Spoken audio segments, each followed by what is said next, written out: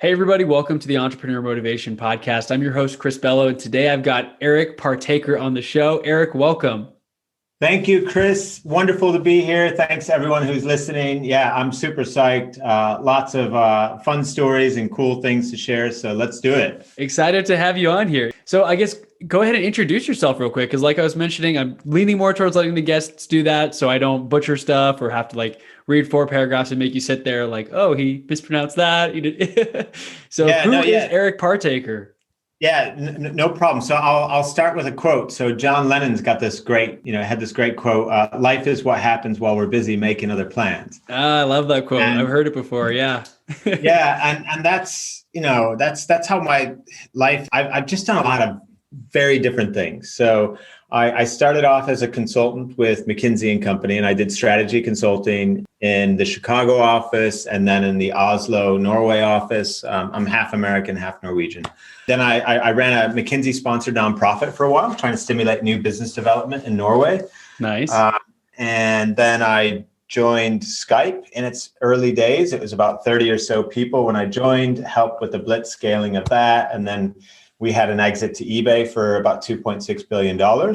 And then after that, I was sat on my sofa, thinking, okay, what should I do next?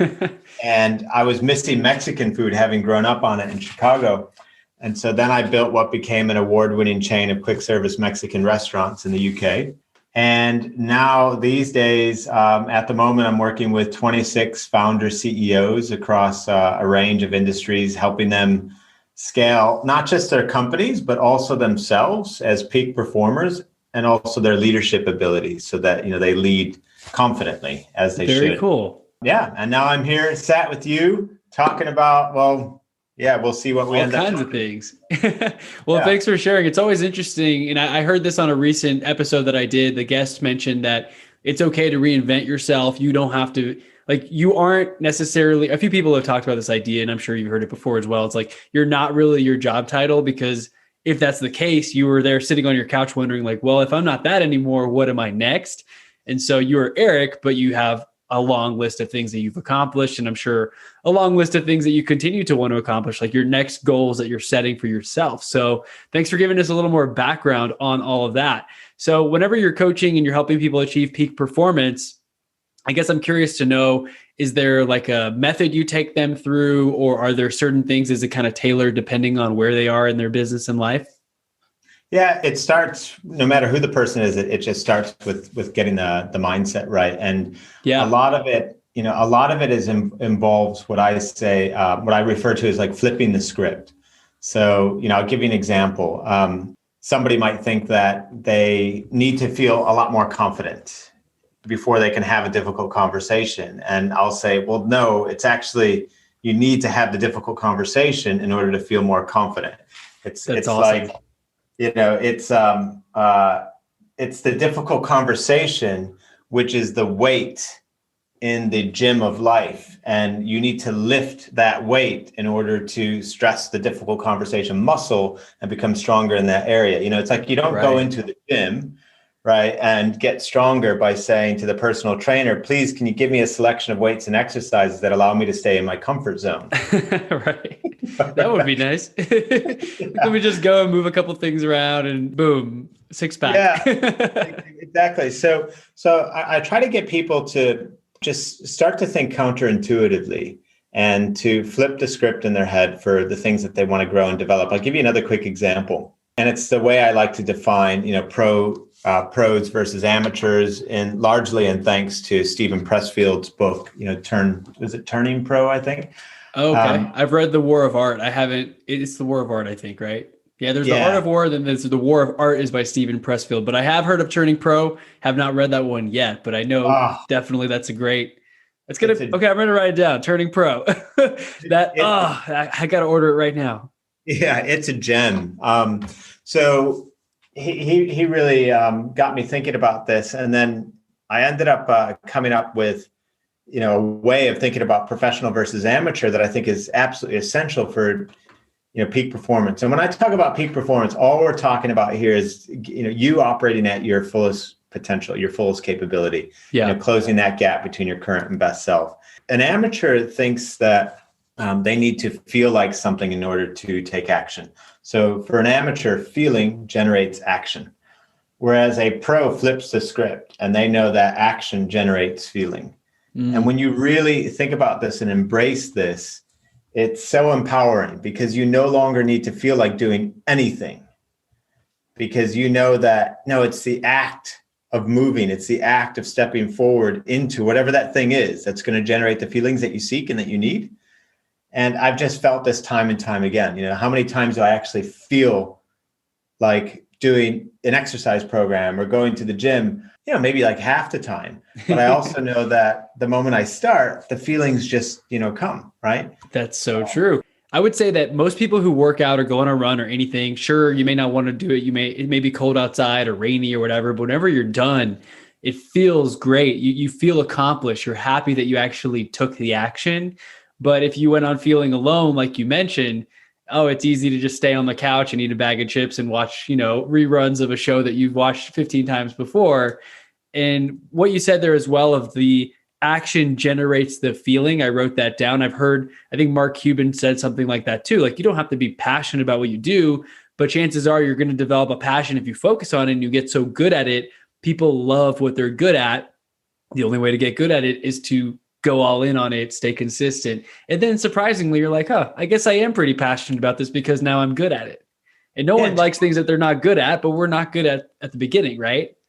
Totally. And this is the same thing that Cal Newport is referring to in his book, So Good They Can't Ignore You, when he talks about, the craftsman mindset versus, the passion mindset, whereby you focus on skill development and just getting good at whatever it is for exactly what you just said, because your passion then results from you feeling like you're able to exercise your talents and abilities in a way that makes you feel good, that other people recognize, right? Yeah. So totally with you on that, 100%. Very cool. So thank you for that. I mean, lots of great things in the two books that we talked about, Turning Pro and then So Good They Can't Ignore You. Just for anyone who is maybe looking on Amazon, I always do that as I'm listening to podcasts and someone mentions a book, I'll pull it up at the same time and I'm like, okay, lots of great reviews, add it to my list or just order it immediately. The only problem is I do that too frequently. I see all the books behind you. Sometimes I order 10 books at a time. I'm like, okay, Chris, one at a time. Which one are we going to read first, right?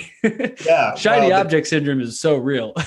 Yeah. And, I think 75% of the joy of a book occurs at the purchase. Oh, yeah. I love it. When it comes down to doing the work, right? Sometimes you're not quite motivated. I've had a few of those books where like 10 pages and I'm like, gosh, this is like a little dry, or maybe it's a little more difficult to absorb than I expected. And of course, the passion, like we talked about, as you continue to read, oh, look, there's a nugget on that next page that I was about to not read because it seemed like too much work. So, yeah. The flip of that, though, as well, is I think, sometimes people don't read. Reading is like the pathway to, you got to read and apply. Yes. It's like such an incredible pathway to self-improvement, personal development, leadership development, company development, everything. And I think a lot of people, I know this was the case for me. I wasn't reading as much as I could in the past because I didn't realize that I could choose immediately to just stop reading a book. It's almost like I felt like if I started to read a book and if it wasn't great, I still had to finish it, which would, kind of like put me off from reading the next book. But feeling like you have to finish the book is sort of like going on an absolutely horrible date and then booking the second and the third and the fourth and the fifth horrible date with the same person. Right. No, that's so true. And it's so empowering. I forget which book it was, but it said to practice the art of non-finishing.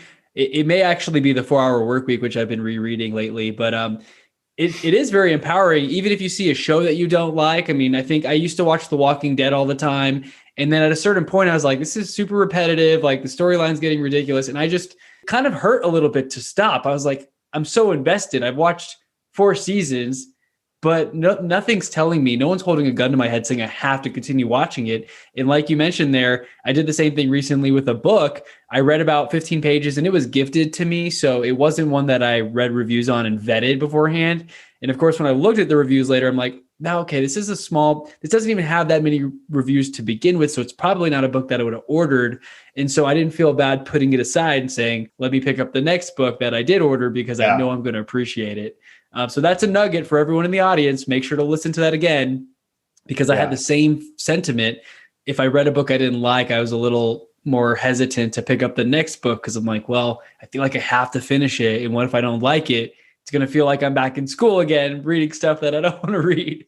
And I got to totally jump in on the series thing too, because when you talked about like not finish this series, so Game of Thrones, I got like halfway through season 5, and then I was just like, nah, I just don't feel like watching the rest of this. I felt a little let down at the end, but I did commit and go all the way through.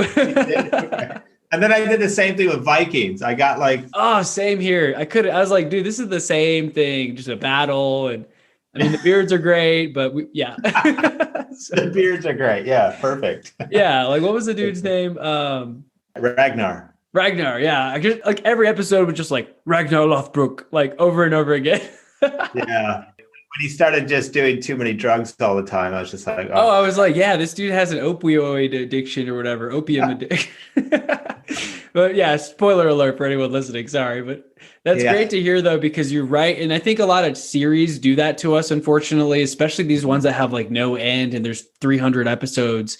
And so sometimes it's a little better probably just to watch a movie or something or documentary, one and done. You don't get tied in or addicted, or have some discipline to pace yourself. That's one thing with Netflix. They just release an entire season at once, and it's very easy to binge and spend the entire day or weekend. I've done it a few times. Stranger Things, I watched the whole thing in like a weekend. But being cognizant of that for sure. Yeah, and you said something interesting just now, because you said, especially like it can put you off when you're watching something that doesn't appear to have an end. And if we actually like latch onto that, and if we take this conversation back to peak performance, because better is infinite, right? So the idea to become better, like it has no end. And mastery, it's not a destination, it's the path itself. And so while we do want maybe an end and closure with like the books that we read and with series and stuff like that, with our own development and improvement, needing that end can be the most undermining thing that you can do to yourself, because you never get there. You can always improve. And, it's like you have to embrace two things at once, which can feel challenging for people, which is I really like, who I am today and what I've achieved. And I also want to get better. Those are two very difficult things to balance, because on the flip side, and I know we're saying flip a lot, but it's funny to look at things from both angles. And also side note, if you've read Flip the Script by Oren Klaff, I think that's a great book as well about like negotiating and turning things around on people. So when you said that earlier, I was like, ooh, that was a great book. But it's so easy to be unhappy, I guess, because we achieve amazing things. And even the goals that I've hit now, I'm sure you've had this feeling as well. And those listening, I hit a lot of the goals that I set for myself a year or two ago. But it's easy to not be happy because I have bigger goals. I just passed $1 million downloads with my podcast. I want 10 million, skip the 5, right? I don't even want the 2. I'm looking at the next mountain to climb. And a lot of us get stuck in that trap of never quite being satisfied. So you're so right that we have to delicately balance being satisfied and being content with who we are, what we've accomplished, while also keeping that hunger to continue improving. Because you're right, if we say that we're done, we've accomplished everything we want to do, then what's really the point of living or existing if we've quote unquote made it, right? Yeah. And the first half of my career, when I was striving to improve, you have to ask yourself, where's the motivation coming from? And for the first half of my career, it was coming from a place of lack. Like I was trying to fill something financial, right? Yeah. Yeah. And financial confidence, like so many points of lack. And that almost drove me into the ground, and then in the second half of my career, to be in that position where you're saying, no, I'm happy with where I am and I feel confident in who I am, and I still want more. I still want to improve. That's okay, because now you're approaching that from a place of abundance. Like I'm good. but I can be a little bit more, rather than there's something incomplete with me and I need, because the important distinction here is that to improve, you're constantly trying and failing. Right. And when you're going from that place of lack, when you fail, like then you feel like something's wrong with you. Whereas if you're going from that place of abundance and you fail, you're like, that's all right. That didn't work out. I'll just try this instead. Yeah, that's true. And coming from that abundant feeling, it's the example that I go back to. It may be a while for those listening, depending on your marital status or dating status or whatever. But it's like whenever you're in a relationship for some reason, I'm thinking of like high school, middle school, high school, where there's like, oh, so-and-so's dating so-and-so, and the next week it's something else. But I always noticed in high school / college, I guess, I'd be dating somebody and you have that confidence about you because you're not trying to find anyone else. You're not trying to pursue someone. But for some reason, when I had the girlfriend, it's like I would attract people, like other girls were interested in me all of a sudden. But as soon as we broke up, and that was a relationship before we hit record, like that didn't work well because I was working in Dubai, she was still in Texas, and like she'd be going out when I was going to work at the same time, like Sunday morning was Saturday night here, kind of crazy. But when that ended up not working out, you're kind of in that weird place again. You're not confident anymore. You're like, well, I've been out of the game for almost 3 years. Like, how do I talk to people? And you're kind of awkward and you're talking with your friend, like planning too much. Let's go talk to that group. And you just destroy the chances there. So the same thing with that abundance mindset. It's when you're not really pursuing the results and you're not really tied to how the outcome is, you're just doing stuff in the state of like flow and play and enjoyment. Like you said, oh, I failed. Oh, it's cool. It's cool. That other thing's going to work out. I'm trying enough things. And so I just wanted to tie that example because it really, that's the closest thing that I could think of that scarcity mindset versus abundance. When you're abundant, you attract more opportunities and you're not coming from that place of lack, which a lot of us are programmed with. So if you are feeling that, for those listening, it's not your fault. A lot of us just grew up like that. Any advice or suggestions on how to work yourself out of that feeling of lack? Out of the feeling of lack. Yeah, 100%. So one is to recognize that, let me give an example. Yeah. I wrote a book recently, The 3 Alarms. And, James Altucher written like 20 books or something. I wrote a book, right? Not yet. Yeah. It's on the way. When I started that journey, I felt like, well, how am I going to do this? Do I have what it takes to write a book? Writing books is for people that aren't me. I'm not that type of person. I don't have enough to say, et cetera, et cetera, et cetera.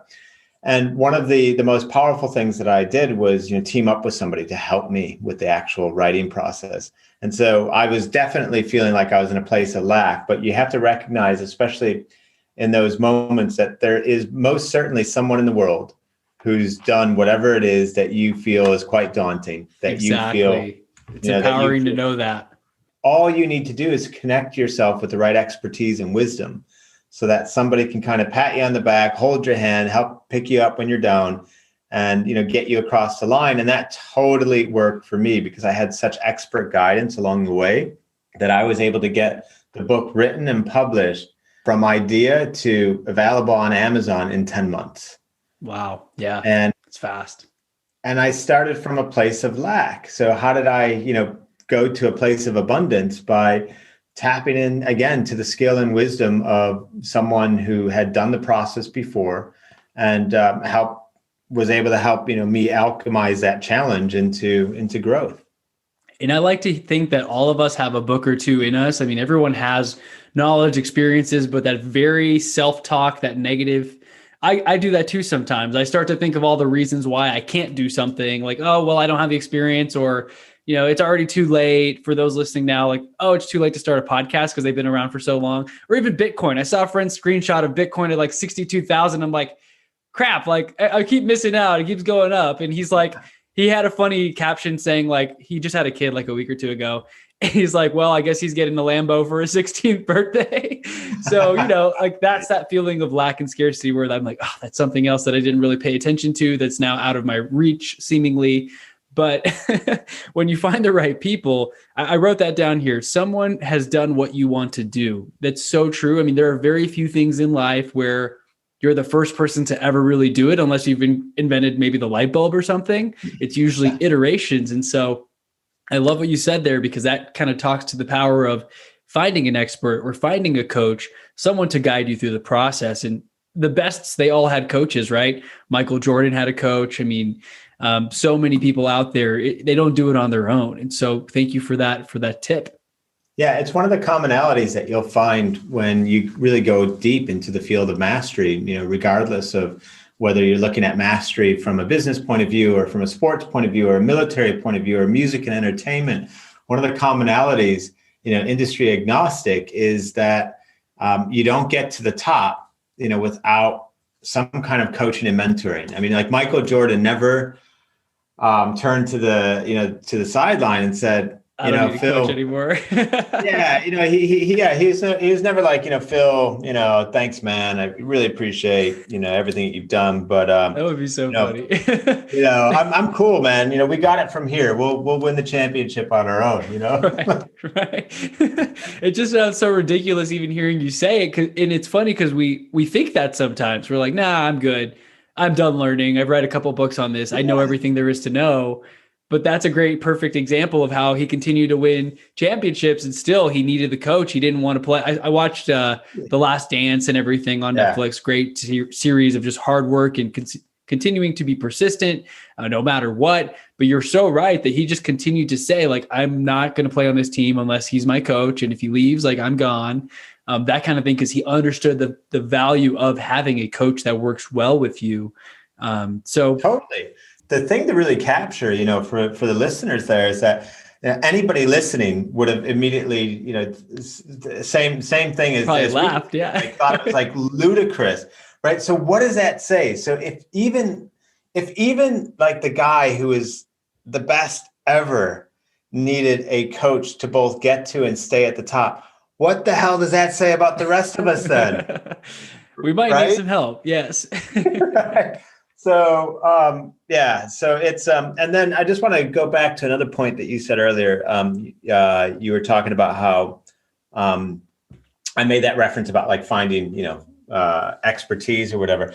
That idea there has been it's relieved so much burden for me in life. The simple realization that all the expertise, knowledge, wisdom, skill, absolutely everything that I need for any business venture I've ever done, it already exists. It's already out there in the world. And when I realized that, it's relieved the burden, because it's made me realize that the only thing I need to do is simply connect my way to it. That's it. I love that. Yes, I'm writing that down. Like, you're just connecting the dots.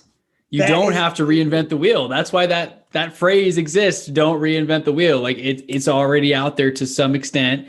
And you just need to combine the dots, make the connections. Maybe you don't have to even learn everything. It's like not even about the how to do it. It's who can do it, right? It's finding the right person who you partner with or hire or outsource this to, and they can be the expert. You don't have to be a whiz at everything. So you're connecting the dots in the universe. That's really cool. Connecting the dots, and the dot could be, in the form of a person. It could be a course. It could be a book. It could be a podcast. Yes, this podcast. It could be this podcast now, people. Or your book. Yes, that could be that thing that it gives you that next light bulb moment, because I think life is just a series of following the breadcrumbs, right? This thing happened, and then your reticular activating system is activated, and that's on your radar all of a sudden, and then you see this event or free course or free guide or a class that's $90, $97 or whatever it is. And that's how you start down the path. If you're never looking, you won't find anything, because you have to be tuned into what do you want? How do you get there? Who can help you get there too? Yeah. You said something earlier around like, don't reinvent the wheel, right? So right. And it's so when we were building Skype, voice over IP had existed for 10 years prior to Skype's arrival. So, it wasn't that it was like this completely new revolutionary thing. So you can take an existing thing and you can just make it, massively better, and different in some way, rather than, again, reinvent the wheel. And just to tell you a little story with that. So we went from no users to, when eBay bought us, we were adding 150,000 new users a day. Wow. And we had just over 50 million users at that point. Voice over IP, once again, had existed for a decade prior to Skype's arrival. So what was it that we were doing that made it so different? And it was two things that we made both better. And so one, we really focused on relentless product quality. The quality at the time was just vastly superior to anything on the market. And then number two, we wrapped it all up in a brand identity that people really loved. So our tagline at the time was, the whole world can talk for free.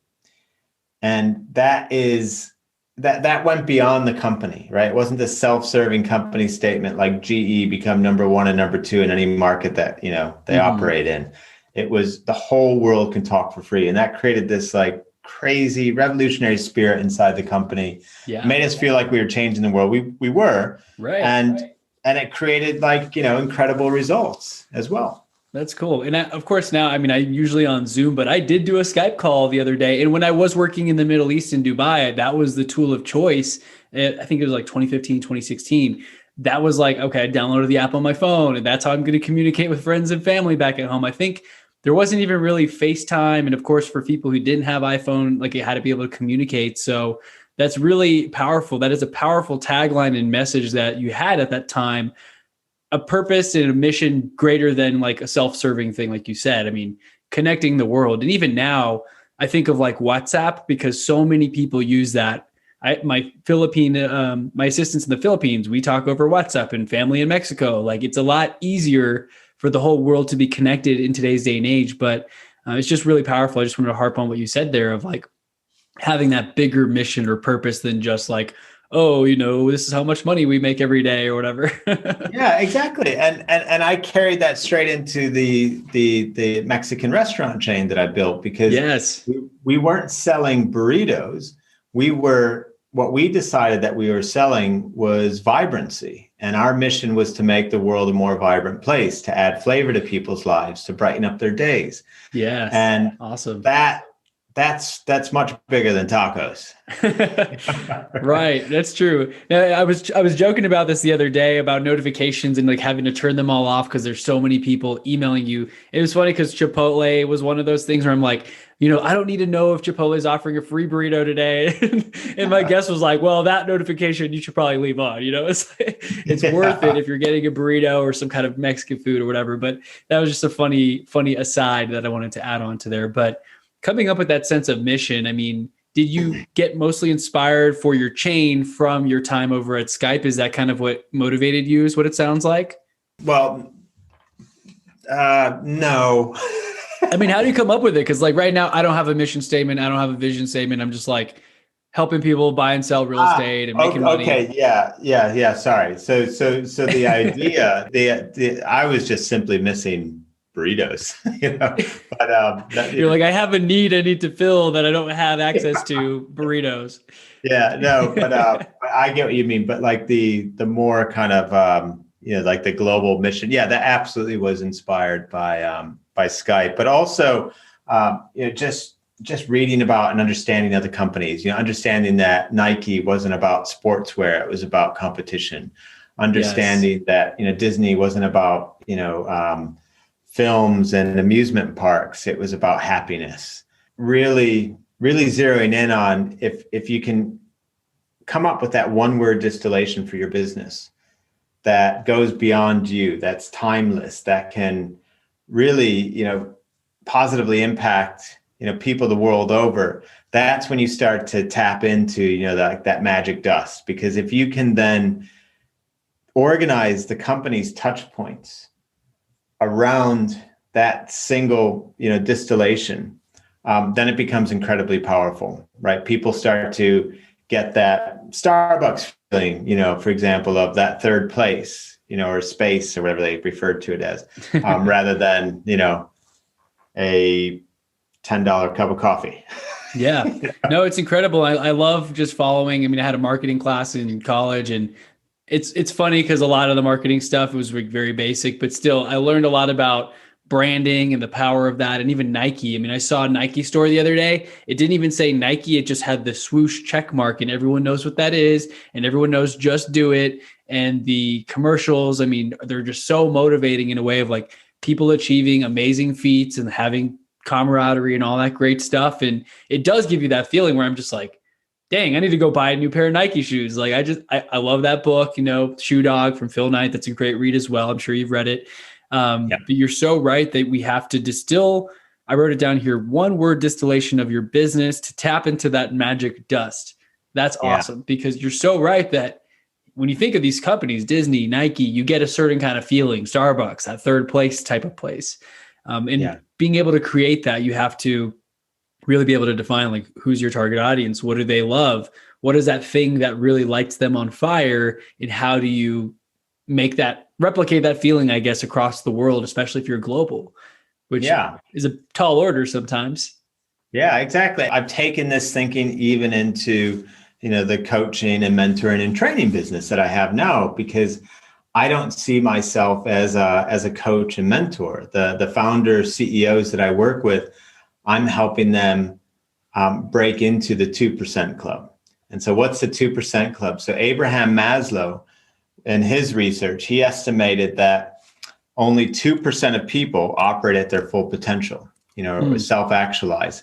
And so for me, that's quite terrifying and liberating at the same time.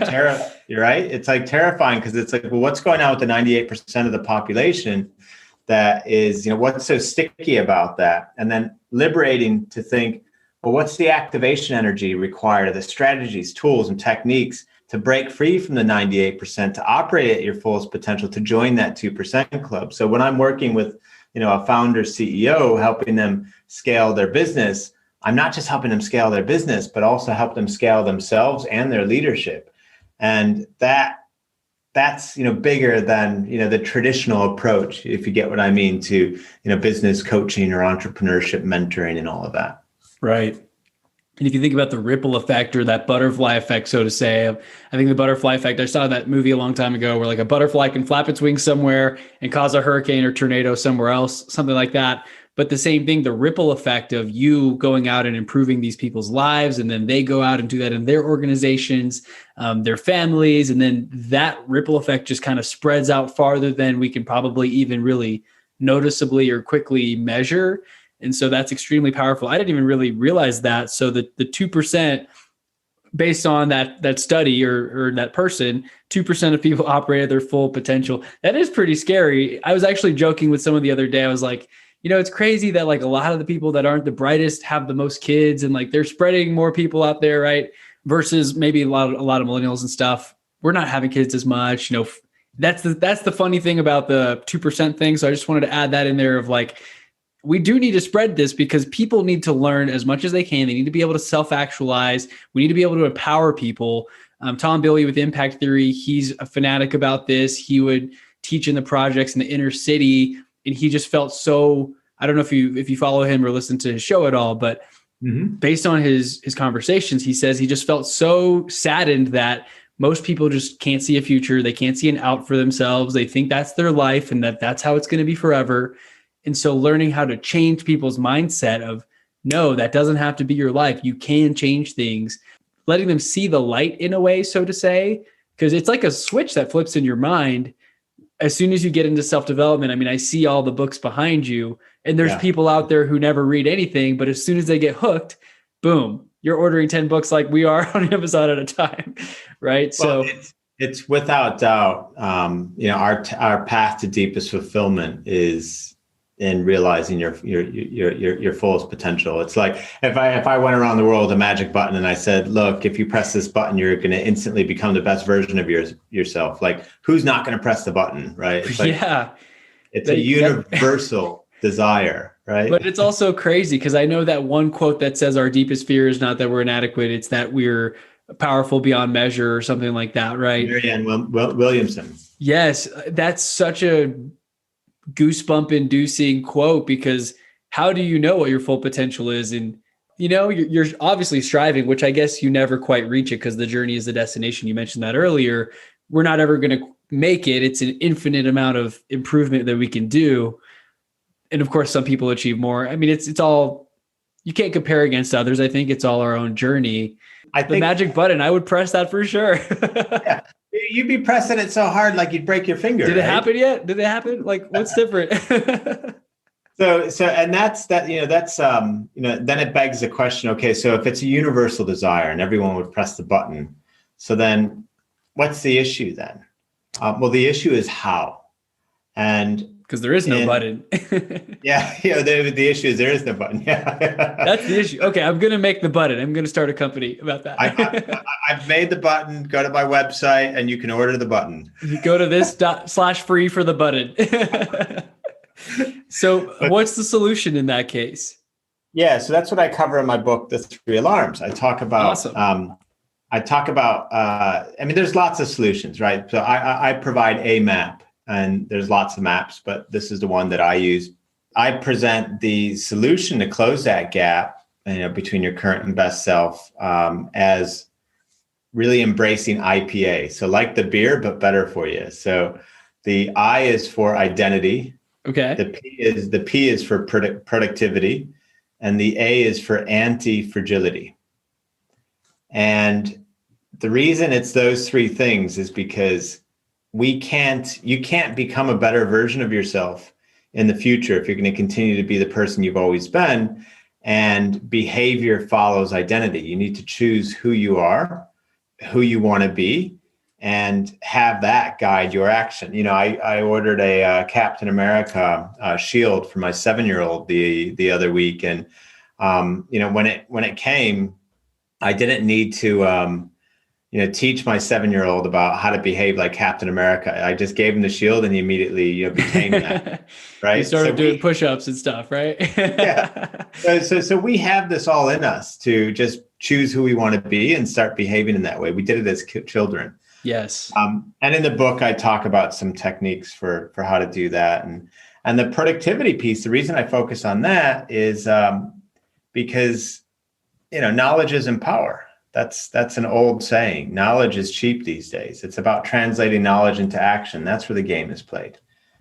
And we do that by working on the right things in the most efficient way, for the output that is most productive. So that's why productivity.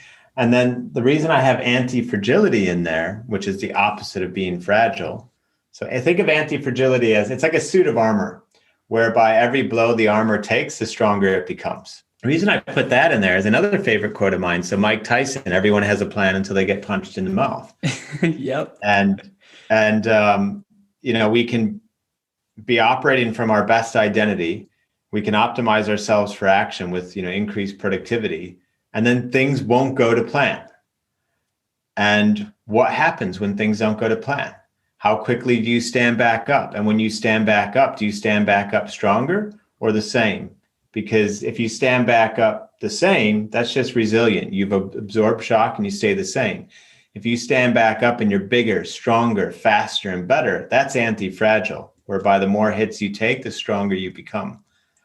And IPA. So that's the approach that I take in the book: identity, productivity, and anti-fragility. That's super powerful. And I love what you said there. Behavior follows identity. I wrote that down as well, because that's so true. I mean, if you don't identify as something, you're not going to take the actions that person would take. If you say, I'm not a runner, you're never going to go run anywhere. You're never going to do enough cardio, most likely. You have to embrace that identity. I'm a business owner. I'm a speaker. I'm a podcaster, whatever that is. And I remember when I first started my podcast and I was like, can I call myself a podcaster? I have like 3 episodes out. And then when I embraced it and changed my LinkedIn title to host of this show, real estate expert, like I embraced that identity and I started to feel differently about it. I was like, what would a podcaster do? What would a real estate professional do? They would do these things. I will actually do those things. I will read these books. So identity, productivity, and anti-fragility. Love it. Different kind of IPA. That's a very different kind of IPA than the ones you might drink. Yeah. It's like 4.3%. No. It's more powerful. It's going to have the opposite effect as drinking 5 IPAs will have on you. Yeah, exactly. I love it. And the 3 alarms piece, because the book is called The 3 Alarms. 3 alarms piece is actually just a simple tool that relates to the identity piece. Years ago, I grabbed my phone and I put in 3 alarms on my phone. And at 6:30 a.m., the first alarm goes off and it says World Fitness Champion. I'm not a World Fitness Champion, cool. but that's the identity that I cue. And that's cool. who goes to the gym in the morning. And that's who completes the workouts. And do I need to feel like going to workout? Hell no. Because action generates. What would a World Fitness Champion do? They would go. Yeah, exactly. They just go. 9 a.m., the next alarm goes off. World's best CEO. Just to remind me, how decisive, inspiring, and reliable will I be showing up today? And how would that version of me behave? And the game changer for me was at 6:30 p.m. Last alarm of the day goes off and it says world's best husband and father, just to prompt the question, how would the world's best husband and father walk through that door right now? And having that intentionality, identity-driven intentionality, whereby I've determined, what is me at my best? And for me, how would I name that across the critical domains of health, wealth and relationships? And then setting an alarm to cue that identity, almost like, well, what part of the day is most powered by that identity? Not exclusively, but most powered and would most benefit from me reminding myself of what best looks like and what it sounds like. And, that's been a game changer for me as well. That's so cool. I love what you said there. World's Fitness Champion, or World Fitness Champion, World's Best CEO, World's Best Husband and Father. I wrote them all down because I'm like, okay, I got to come up with similar things for what I want to do in my life. And it's just a cue, like you said. If you wake up when the alarm goes off at 6:30, you may not want to work out, but World Fitness Champion coach is waiting at the gym. You got to go work out, right? Or when you walk back through that door, you can't be thinking about World Fitness Champion or CEO anymore, because now it's time to, be a husband and father, which is a very different thing than maybe being like the world's best CEO for the duration of the day. You don't want to be that CEO who's like, sorry, kid, I can't play with you. I got too much work to do. Or, hey, babe, I can't go to dinner tonight. You want to be able to honor and respect those things in your life, which is extremely important, because intentionality, I think that's the word that you said, being extremely intentional, knowing you have to draw the lines for yourself, because it is your business in your life. And it's easy to blur those lines, especially if you have a home office or whatever, and you're just always kind of in your home, kind of in your office, right? How do you delineate, okay, this is home time, this is work time? And that's how you do it with those 3 alarms. I love it. Yeah, totally. And everyone has goals for their work. Yep. Sometimes people have goals for their health. Very often people don't have any goals for their relationships or home. The goals aren't the only piece of the puzzle, though. Once again, if you decide what is the superhero version of you, that will guide behavior. That could even guide your goal setting. As a matter of fact, when I'm working with clients, I have them design these identities first. And then I say, okay, I don't want you to set your goals in health. I want that version of you. What is that version of you? What are their goals in health? Right. What is that version of you? World's greatest podcaster, let's say, with you. Okay. So what would the world's greatest podcaster, what are his goals in this quarter? Not Chris's goals. Because that helps you think bigger as well. Because like we said, the talk that we like to say, why it won't work, why we can't do it, why our book isn't going to be as successful as someone else's. But how would that person show up? That's a totally different way of looking at it, which helps us to dream and think and do better and bigger than maybe we may do initially. Yeah. And then the beautiful thing that happens is that the etymology of the word identity comes from 2 Latin words that together mean repeated beingness. And so all your identity is just the repetition of behavior, basically. So if you choose the identity and then the behavior follows, you get this virtuous circle whereby the identity is informing your behaviors. And then the more you repeat the behaviors, the more you become the identity. And it's just, what I mean is that the more you remind yourself to act as you at your best in a particular area of life, such that you start to act in that way, the more the action over time reinforces the actual identity. And eventually the 2 just start to fuse together and you become exactly what you designed yourself to be. That's so cool. And it is kind of a little bit of a catch-22 chicken and the egg type thing, because, well, you're not a podcaster, you're not an author, But as you start to embrace that identity, you start to write pages or release episodes, you become that person, and it strengthens over time, where a few years later, like, oh, I'm a best-selling author, or I'm a host of a top-rated podcast. How did that happen?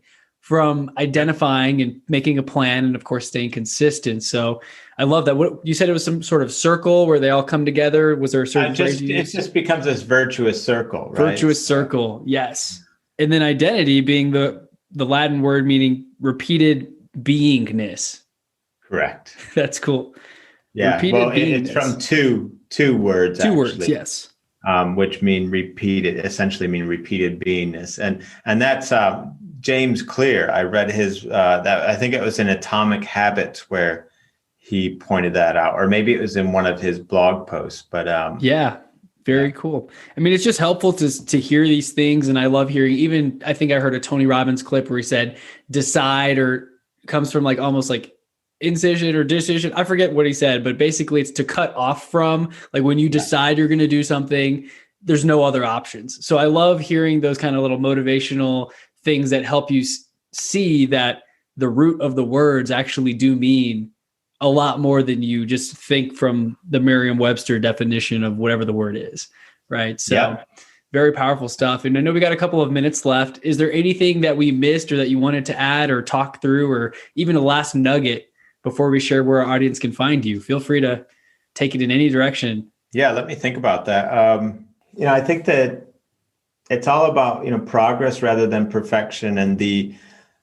number of, if you want to improve, if you want to scale your business, if you want to scale your leadership, if you want to scale yourself, if you want to do that, not just on the work front, but also the health and the home fronts, or, the health and relationship fronts, then just focus on consistency. Pick a plan. You could like some of these ideas that we talked about today, or you could not. It doesn't matter. You could come up with your own ideas, whatever, but just pick something. I can come up with 10 different ways to improve my productivity, 10 different ways to lose weight, 10 different ways, to scale a company. Tons of plans out there. The main issue when people fail is less about the plan, and usually it comes down to adherence. They just didn't stick to a plan.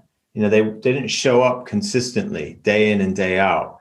And I would just really focus people on consistency, really focus people on adherence, pick something, stick to it, collect your own data, see what emerges over time.